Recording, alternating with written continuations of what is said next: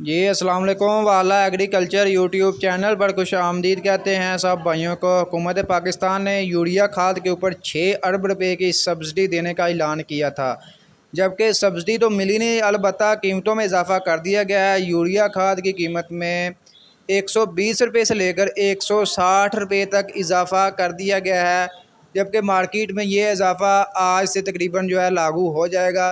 फ़िलहाल आज जो मार्केट में खादें का मतलब रेट्स वगैरह चल रहा है, खादें किस रेट पर ज़मींदारों को मिल रही हैं, आपको मुकम्मल मालूमात देते हैं, अपडेट वगैरह देते हैं। आज आखिरी दिन है मार्केट का, उसके बाद ईद की छुट्टियां हो जाएंगी।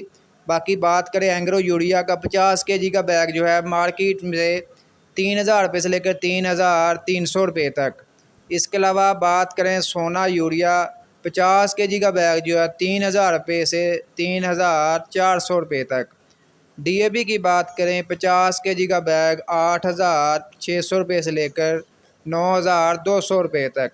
नाइट्रोफास की बात कर लें 50 केजी का बैग जो है 5400 रुपये से लेकर 5600 रुपये तक जो है मार्केट में मिल रहा है।